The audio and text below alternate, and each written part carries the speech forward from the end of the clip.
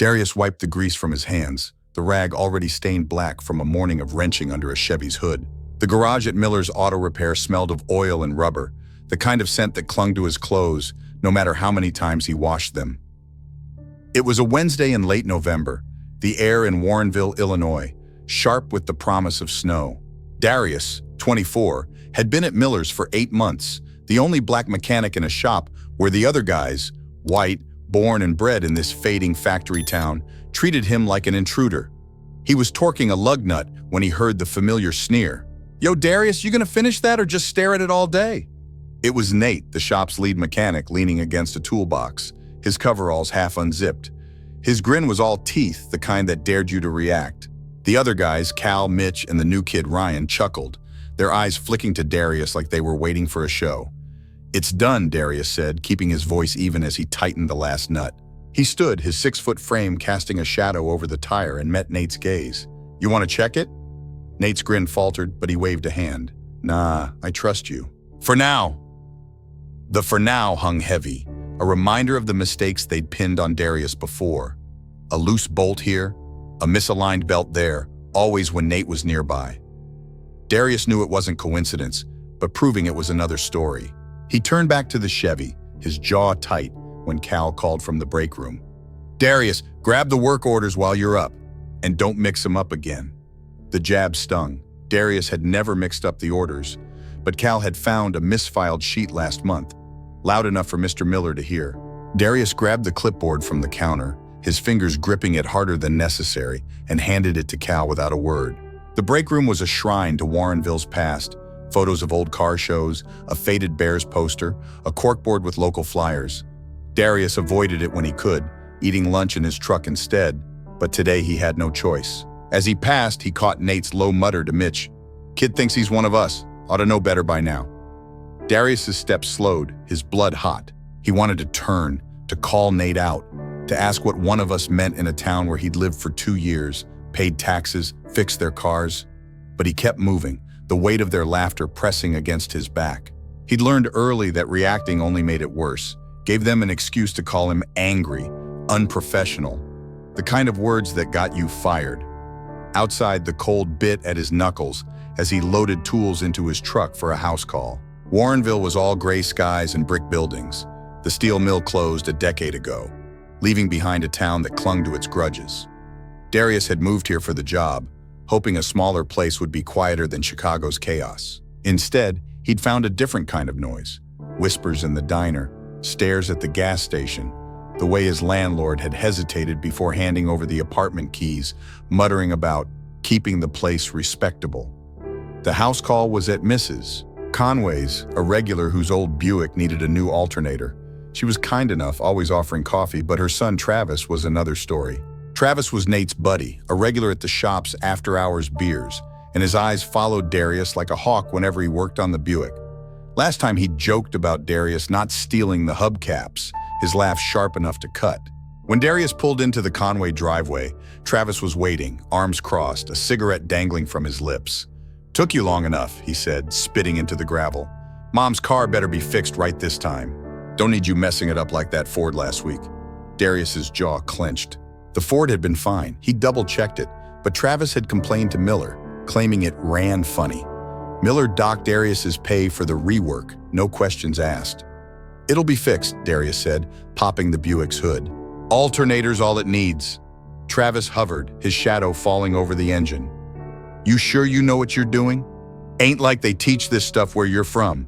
Darius's hands stilled, the wrench heavy in his grip. "I'm from Chicago," he said, his voice low. "Went to trade school, got my certs. You want to see 'em?"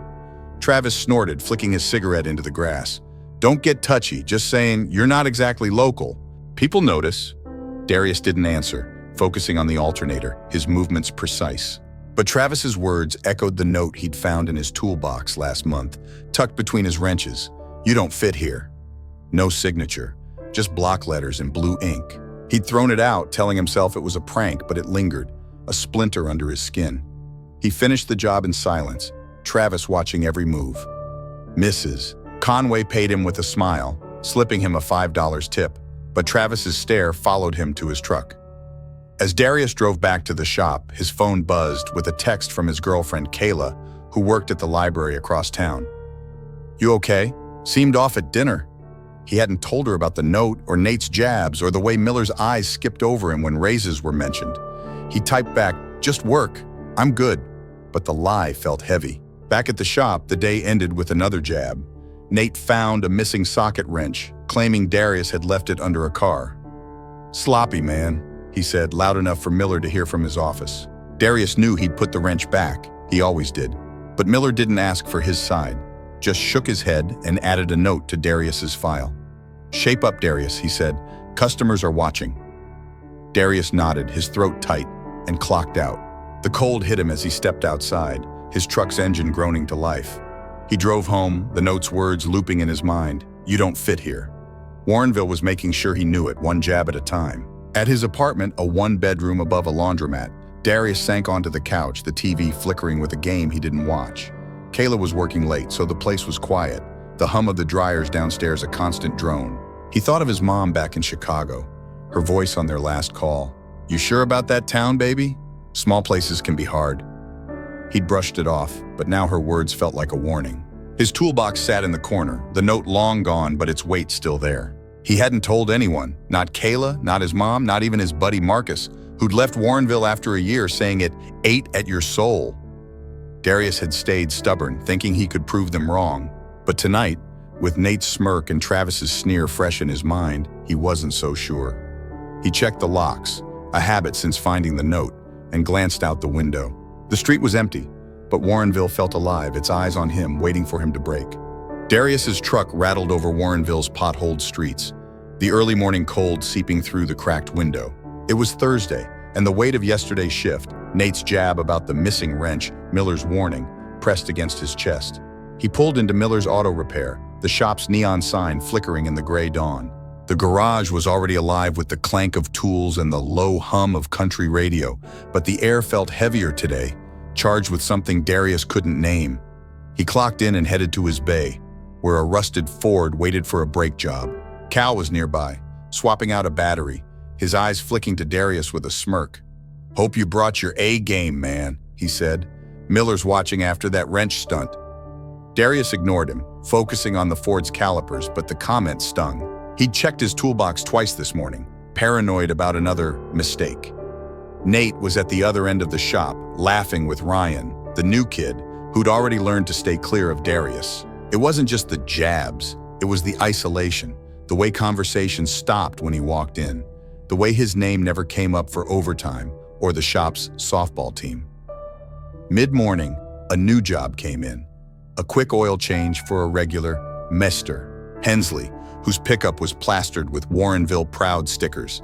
Hensley was chatty with the other guys, swapping stories about fishing or the Bears, but with Darius, he was all business, his eyes narrow. "Make it fast," he said, tossing his keys, "and don't touch nothing else." Darius nodded, his jaw tight, and got to work. But as he drained the oil, he caught Nate whispering to Hensley by the counter, their heads close. Hensley glanced at Darius, his lips curling, and Darius's gut twisted. He finished the job in record time, double-checking everything. But when Hensley drove off, he left a complaint with Miller. "Oil pan's leaking." "Your boy didn't do it right." Miller called Darius over, his face grim. "Hensley's pissed," he said, holding up a work order. "Says you botched his truck. I gotta send Cal to fix it, and that's coming out of your check." Darius's hands clenched, his voice low. "I didn't botch it, Mr. Miller. I checked the pan, the filter, everything. It was clean when he left." Miller sighed, rubbing his neck. "Hensley's been coming here for years. He doesn't lie. You're good with a wrench, Darius slut, but you gotta be more careful. One more complaint, and we're gonna have to talk." Darius nodded, his throat burning, and returned to his bay. He knew the leak was a lie, Nate's doing, or maybe Hensley's, a setup to make him look bad. But without proof, he was defenseless, a target in a game he couldn't win. He glanced at Ryan, hoping the kid might have seen something, but Ryan avoided his eyes, focused on sweeping the floor. At lunch, Darius sat in his truck, the heater blasting, and called Kayla. She answered on the second ring, her voice warm but tired from her library shift. "Hey babe, you sound off. What's up?" Darius hesitated, the note from his toolbox flashing in his mind. He hadn't told her about it, or Nate's sabotage, or the way Warrenville's stares followed him like shadows. Just a rough day, he said finally. Shop's on my case again. Same old. Kayla's sigh crackled through the phone. They're still giving you grief? Darius, you're the best mechanic there. Why don't you talk to Miller? Tell him what's going on. He won't listen, Darius said, his voice flat. Nate's got him wrapped around his finger. And the customers? They don't trust me. Never have. Kayla was quiet for a moment, and Darius could picture her brow furrowed, her librarian's glasses slipping down her nose. You don't have to stay, you know, she said softly. We could go back to Chicago or somewhere else. This town's not worth it. Darius gripped the steering wheel, her words tempting but heavy. Leaving felt like admitting defeat, letting Nate and Warrenville win. I'm not running, he said. Not yet. Kayla didn't push, but her silence spoke volumes. They talked for a few more minutes, about her day, the library's new book club, anything but the shop, before she had to go. Darius hung up, the truck's cab suddenly too small, and headed back inside, the cold biting at his knuckles. The afternoon brought a new low. Darius was finishing a tire rotation when he noticed his toolbox open, the lock he'd bought after the note now broken. His heart sank as he checked the drawers. Nothing missing, but a new message was scratched into the metal lid, faint but unmistakable. Leave. The word was jagged, carved with a screwdriver or knife, and Darius's breath caught, his hands shaking as he slammed the lid shut. He scanned the shop, his eyes landing on Nate, who was wiping his hands with a rag, his grin too casual. Cal was nearby, chuckling at something on his phone, and Ryan was nowhere in sight. Darius wanted to confront them, to demand who'd done it, but the memory of Miller's warning stopped him. Another scene, and he'd be out the door. Instead, he pulled Ryan aside in the break room, keeping his voice low. You see anyone near my toolbox today? Ryan's eyes darted away, his face pale. Nah, man, I was busy. Didn't see nothing. But his voice shook, and Darius knew he was lying, too scared to cross Nate or Cal. Darius let him go, his chest tight. He finished his shift in silence, his tools heavier in his hands, the scratched word burning in his mind. When he clocked out, Miller stopped him, his voice gruff. Hensley's threatening to take his business elsewhere. Fix your attitude, Darius, or you're done. Darius nodded, too drained to argue, and drove home, the truck's engine a low growl. The note, the scratches, Nate's lies, they were piling up, a wall he couldn't climb. He thought of Kayla's words, the idea of leaving, but Warrenville's grip was tight, its message clear. You don't belong. At home, Kayla was waiting, her shift over early. She was on the couch, a book open in her lap, but her eyes were on him as he dropped his keys. You look like hell, she said, her voice gentle. What happened? Darius sank beside her, the weight of the day spilling out. He told her about the toolbox, the scratched word, the setup with Hensley's truck. He didn't mention the first note, he couldn't, not yet, but the rest came in a rush, his voice raw. They want me gone, Kayla, not just Nate. The whole damn town! Kayla's hand found his, her grip firm. Then let's go, she said, her voice fierce. You're better than this place, Darius. You don't have to prove anything to them. He shook his head, his jaw tight. If I leave, they win. They get to say I didn't belong, that I couldn't hack it. I'm not giving them that. Kayla's eyes softened, but her voice stayed firm. You're not proving anything by staying in a place that hates you. You're worth more than their bullshit. Darius didn't answer. The words stuck in his throat. He wanted to believe her, but leaving felt like erasing himself, letting Warrenville rewrite his story. He kissed her forehead, mumbling a promise to think about it, but as she headed to the kitchen to make dinner, he felt the town's shadow settle deeper. That night, he checked the locks twice, his eyes scanning the street below. The laundromat's hum was a distant comfort, but the scratched word, leave, echoed louder, a warning he couldn't ignore. Warrenville wasn't done with him, and he wasn't sure how much longer he could hold on. Darius's hands were steady as he tightened a bolt on a Dodge's engine, but his mind was a storm. The scratched word on his toolbox, leave, had kept him up all night, its jagged edges carved into his thoughts. It was Friday at Miller's Auto Repair, the shop buzzing with the usual clatter of tools and country radio, but the air felt sharper, like the whole place was holding its breath. Nate's smirks, Cal's jabs, the Hensley setup, they were closing in, and Darius knew he couldn't keep dodging forever. He was finishing the dodge when Nate sauntered over, a torque wrench dangling from his hand. Heard you're blaming me for your toolbox, he said, his voice low but laced with menace. You got a problem, Darius, say it to my face. Darius set his wrench down, his heart pounding but his gaze steady. He'd avoided this moment too long, letting Nate's games pile up. The missing tools, the fake complaints, the whispers. "Yeah, I got a problem," he said, stepping closer, his voice calm but firm. "You've been screwing with my work since I started. The toolbox, the oil pan, all of it. I'm done playing nice." Nate's grin widened, but his eyes were cold. "You calling me a liar? Big talk for someone who can't keep his station straight." He glanced at Cal, who was watching from a nearby bay, his chuckle a signal for the others to tune in. Ryan, the new kid, hovered by the break room, his face pale. "I'm calling you what you are," Darius said, his voice rising despite himself. "You want me gone? Fine. But stop hiding behind lies and do it like a man." The shop went quiet. The radio's twanged the only sound. Nate's grin faded, his knuckles whitening around the wrench. For a moment, Darius thought he'd swing, and he braced himself, his fists ready. But Miller's voice cut through, sharp from the office door. "What the hell's going on here?" Nate stepped back, his smirk returning like a mask. "Nothing, boss, just chatting. Darius here's got a temper, though." Darius's jaw clenched, but he didn't take the bait. "Ask him about my toolbox," he said to Miller, his voice steady. "Someone scratched leave on it. Ask him about Hensley's truck, too. I didn't mess that up." Miller's face darkened, his eyes flicking between them. "You got proof, Darius? 'Cause I'm tired of this drama. Customers don't need to hear you two bickering." "Check the cameras," Darius said, grasping at the slim chance. "They'll show who was near my station yesterday." Miller sighed, rubbing his neck. "Cameras don't catch everything, but I'll look. Both of you get back to work. One more outburst and you're both out." Nate walked away, his laugh low and triumphant, while Darius returned to the Dodge, his hands shaking. He'd stood his ground, but it felt like a hollow victory. Miller's investigation would go nowhere.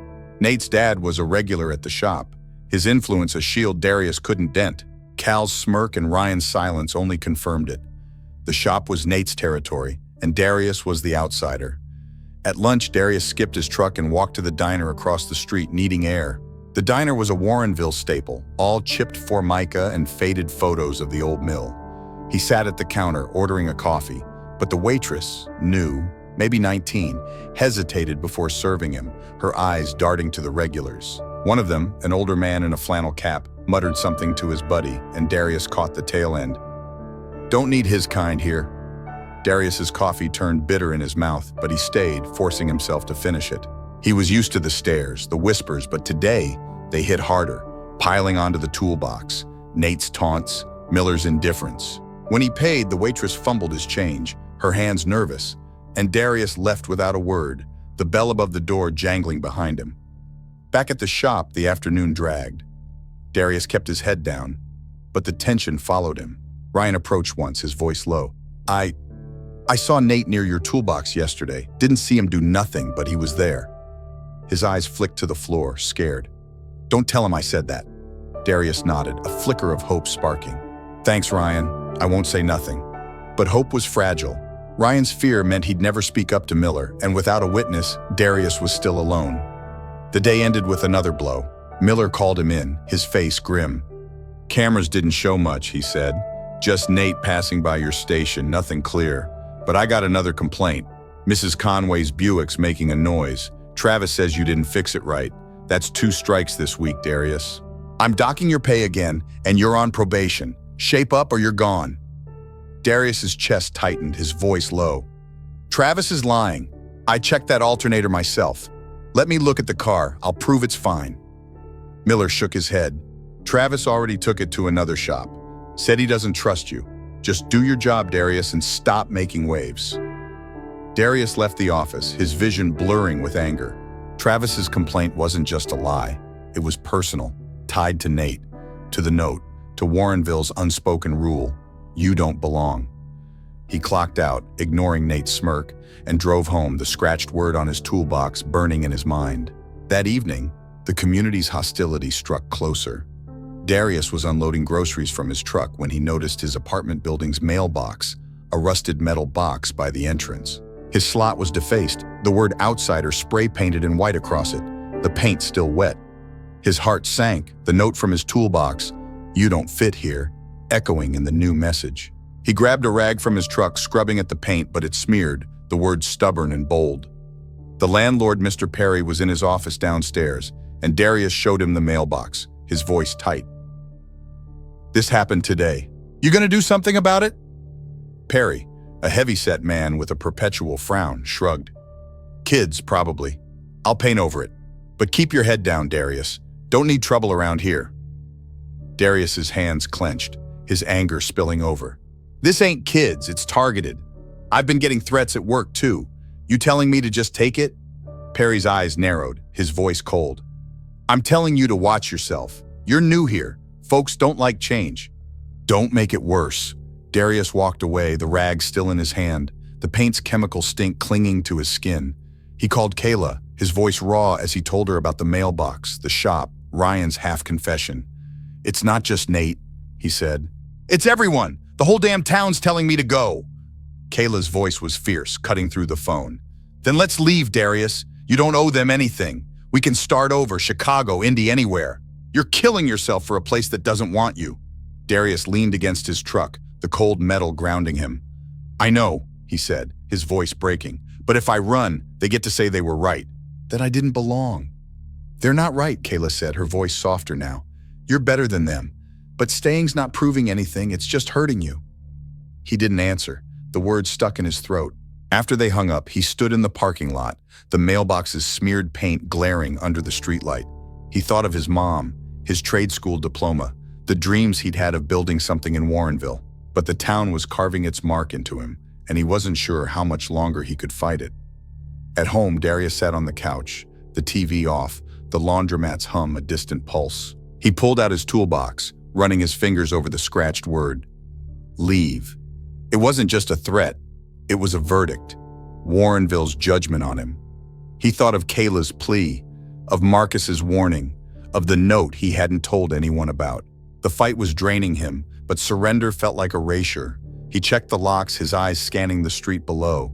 The paint on the mailbox was still wet in his mind, a fresh wound. Warrenville was tightening its grip, and Darius knew the next blow was coming. The weekend didn't bring relief. Darius spent Saturday avoiding Warrenville's main drag, sticking to his apartment with Kayla, the TV on low to drown out the laundromat's hum. The spray-painted outsider on his mailbox was gone. Mr. Perry had painted over it, as promised, but the word lingered in Darius's mind, as vivid as the scratched leave on his toolbox. Kayla sensed his tension, her questions gentle but persistent. You sure you're okay? She asked, her hand on his as they watched a movie neither cared about. I'm fine, Darius lied, his voice flat. He hadn't told her about the first note, you don't fit here, still hidden in his memory like a bruise. The mailbox vandalism was enough, and he saw the worry in her eyes, the way she checked the locks before bed. He wanted to protect her from it, to keep Warrenville's hate from touching her. But the town was relentless, its reach growing. Sunday brought a new incident. Darius was at the corner store, grabbing milk and bread when he noticed a group of teens outside, their laughter sharp and familiar. One was Travis Conway's younger brother, Ethan, a wiry kid with the same sneer. As Darius paid, Ethan leaned against the door, his voice loud enough to carry. Yo, mechanic, you fixed my mom's car yet? Or are you still screwing it up? The cashier, an older woman who'd always been polite, looked away, her hands busy with the register. Darius ignored Ethan, pocketing his change, but the kid followed him outside, his friends trailing. Heard you're causing trouble at the shop, Ethan said, his grin wide. Maybe you should stick to Chicago. Ain't nobody wants you here. Darius's steps slowed, his bag heavy in his hand. He turned, meeting Ethan's gaze. Your brother put you up to this? He asked, his voice low. Or you just running your mouth for fun? Ethan's grin faltered, but his friends laughed, egging him on. Don't need Travis, he said, stepping closer. Everybody knows you don't belong. Keep pushing, and you'll see. The threat was a blade, sharp and close. Darius's fists clenched, but he saw the cashier watching from the window, her phone in hand. One wrong move, and he'd be the story. Angry black guy, starting trouble. He walked away, the teens' laughter chasing him to his truck. As he drove off, he caught Ethan's reflection in the rear view, flipping him off, the gesture a final jab. Monday at Miller's Auto Repair was a battlefield. Darius arrived early, his toolbox locked tighter now, but the shop felt like a trap. Nate was already there, joking with Cal, his eyes flicking to Darius with a knowing glint. Ryan kept his distance, his confession about Nate's proximity to the toolbox clearly weighing on him. Darius focused on a transmission job, his hands steady but his nerves raw. He couldn't shake Ethan's words or the mailbox or the growing sense that Warrenville was closing in. Mid-morning, Travis Conway showed up, his Buick parked sloppily outside. He stormed into the shop, his face red, and headed straight for Miller's office, his voice carrying, "Your guy fucked up my mom's car again, alternator's shot, and I'm not paying for this." Darius's stomach dropped. He'd fixed that alternator perfectly, tested it twice. He wiped his hands and approached the office, his voice calm but firm. "Mr. Miller, let me check the car. I know that alternator was good." Travis spun, his eyes blazing. "You calling me a liar? I took it to Jensen's shop. They said it's junk. You're lucky I don't sue your ass."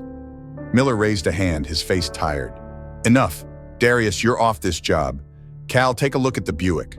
Travis will cover the fix, no charge." Darius's chest tightened, his voice low. "This is bullshit, Mr. Miller. I didn't mess up that car. Travis is playing you, same as Hensley." Travis stepped closer, his breath sour with coffee. "Watch your mouth, boy. You're lucky you still got a job." The word, boy, hit like a punch, and Darius's hands balled into fists. He saw Nate watching from the shop floor, his grin wide, and Cal's chuckle echoed from the bay. Miller's face hardened. "Darius, outside, now!" Darius followed, his heart pounding, the cold air a shock as they stepped into the lot. Miller crossed his arms, his voice low. "I told you to shape up. Accusing customers, fighting with Nate, you're making this hard. I'm suspending you for 3 days, no pay. Come back with a better attitude or don't come back." Darius's vision blurred, his voice shaking. "You're letting them set me up. Travis, Nate, all of them. You know I didn't mess up that car." Miller's eyes avoided his. "I don't have time for conspiracies. Customers come first. Take the 3 days, Darius. Think about what you want here." Darius walked to his truck, his keys digging into his palm. He drove off, the shop's neon sign fading in the rear view. Travis's smirk burned into his mind. He wanted to turn back to confront them all, but the weight of Warrenville, its stares, its notes, its lies, was crushing him. At home, Kayla was waiting. Her library shift canceled due to a burst pipe. She saw his face and stood, her voice sharp. "What happened? Darius, talk to me." He told her everything. The confrontation with Travis, Miller's suspension, Ethan's taunt at the store. The first note slipped out too, the one he'd kept hidden. "You don't fit here." Kayla's eyes widened, then narrowed with fury. "They're trying to break you," she said, her voice trembling. "This isn't just pranks, it's hate. We need to do something. Tell the police or a lawyer or—" "Who's gonna listen?" Darius cut in, his voice raw. "The cops play poker with Nate's dad. Miller's in their pocket. This town's got its own rules, and I'm not in them." Kayla grabbed his hands, her grip fierce. "Then we leave. Tonight, tomorrow, whenever. You're worth more than this, Darius. You don't have to fight their war." Darius pulled away, his head shaking. "I can't just run. If I do, they get to say they were right, that I didn't belong, that I was the problem. I need to fight this." Kayla's eyes glistened, but her voice stayed firm. "You're fighting for nothing. This town doesn't deserve you. Let them rot." He didn't answer, the argument circling like a storm. Kayla retreated to the kitchen, the clatter of dishes a sign of her frustration. Darius sat on the couch, the toolbox in the corner staring back, its scratched word a silent accusation. That night, the town struck again. Darius was taking out the trash when he saw it, his truck parked under the streetlight, its hood defaced with a single word in white spray paint, "Nigger." The slur was bold, fresh, the paint dripping like blood. His breath caught, his knees weak, and he stood frozen, the trash bag slipping from his hand. He heard footsteps and turned, expecting Ethan or Travis, but it was Mr. Perry, the landlord, his flashlight sweeping the lot. "Saw some kids running off," Perry said, his voice gruff. "This your truck? Damn shame. I'll call the cops, but don't expect much." Darius nodded, his throat too tight to speak. He grabbed a rag and a can of solvent from his apartment, scrubbing at the paint, his hands shaking.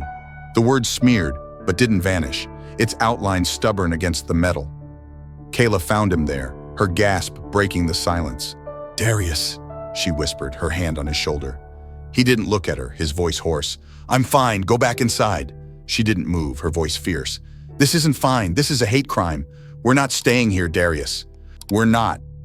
He kept scrubbing, the solvent's fumes burning his eyes, but the words stayed, a mark he couldn't erase. The police came an hour later, 2 officers who took photos and asked questions, their faces blank. Probably just kids, one said, echoing Perry. We'll look into it, but vandalism's hard to pin down. Darius didn't respond, the officer's indifference a final blow. As they left, Kayla pulled him inside, her arms around him, but the slur followed, painted in his mind. Warrenville had drawn its line, and Darius was on the wrong side.